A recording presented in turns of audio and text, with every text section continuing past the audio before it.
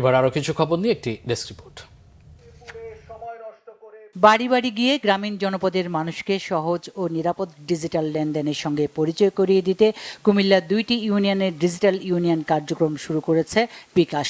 সারা দেশে বছরব্যাপী কার্যক্রম পরিচালনার লক্ষ্য নিয়ে জেলার জগন্নাথপুর ও পাঁচথুবি ইউনিয়নে পরীক্ষামূলকভাবে এই আয়োজনের যাত্রা শুরু হয়।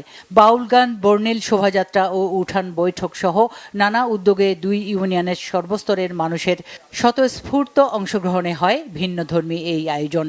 উদ্বোধনী অনুষ্ঠানে সংশ্লিষ্ট ইউটিলিটি সেবাদাতা প্রতিষ্ঠান এবং বিকাশের ঊর্ধ্বতন কর্মকর্তারা অংশ নেন।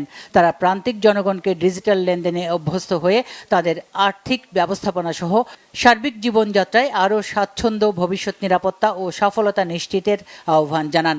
বিকাশের মাধ্যমে বিল প্রদান, মাইক্রোফিন্যান্স সহ অন্যান্য সব প্রয়োজনীয় সেবা ও নিরাপদে মোবাইল ব্যাংকিং ব্যবহার সম্পর্কে ধারণা দেওয়া হবে ডিজিটাল ইউনিয়ন কার্যক্রমে। রাজধানীর দারুস সালাম থানার 10 নম্বর ওয়ার্ড মহানগর উত্তর যুবদলের কর্মী সভা অনুষ্ঠিত হয়েছে। এ সময় মহানগর উত্তর যুবদলের সদস্য সচিব সাজ্জাদুল মিরাজ বলেন, অন্তর্বর্তী সরকারকে কোনোভাবে ব্যর্থ হতে দেয়া যাবে না। ষড়যন্ত্র মোকাবেলায় নেতাকর্মীদের রাজপথে নামার প্রস্তুতি রাখার আহ্বান জানান তিনি। তারেক রহমানের 31 দফা দাবি আদায়ে সবাইকে ঐক্যবদ্ধ থাকার কথা বলেন বক্তারা। গাজীপুর মহানগর বিএনপির উদ্যোগে 31 দফা সম্বলিত লিফলেট বিতরণ করা হয়েছে। সকালে ঢাকা ময়মনসিংহ মহাসড়কের Gazipur Tongi station road, Cheragali college gate ও গাজীপুরা সহ বিভিন্ন স্থানে এই কার্যক্রম পরিচালিত হয়। এতে নেতৃত্ব দেন মহানগর বিএনপির যুগ্ম আহ্বায়ক রাকিব উদ্দিন সরকার পাপ্পু।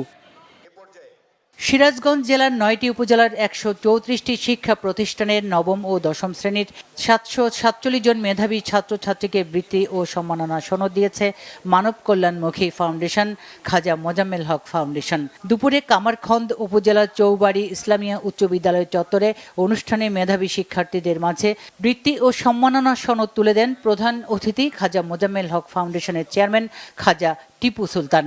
সিরাজগঞ্জের জেলা প্রশাসক মোহাম্মদ নজরুল ইসলাম এতে সভাপতিত্ব করেন। 2001 সাল থেকে খাজা মোজাম্মেল হক ফাউন্ডেশন বৃত্তি প্রদান কার্যক্রমের পাশাপাশি আরও 2টি মানব কল্যাণমূলক কার্যক্রম করে আসছে দেশ জুড়ে।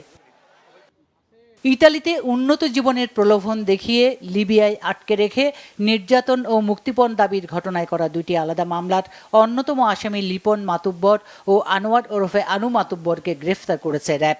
মঙ্গলবার গভীর রাতে রাজধানীর ভাটারা থানা এলাকায় অভিযান চালিয়ে লিপনকে এবং দোহারে অভিযান চালিয়ে আনোয়ারকে গ্রেফতার করা হয়।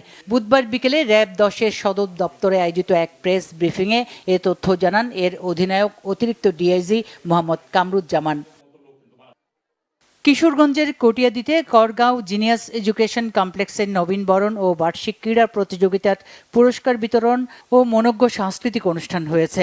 বুধবার জিনিয়াস চত্বরে আয়োজিত অনুষ্ঠানে সাবেক চেয়ারম্যান আ.খ.ম. সিদ্দিক দুলালের সভাপতিত্বে প্রধান অতিথি ছিলেন UP chairman lion Mohammad Nadim মোল্লা।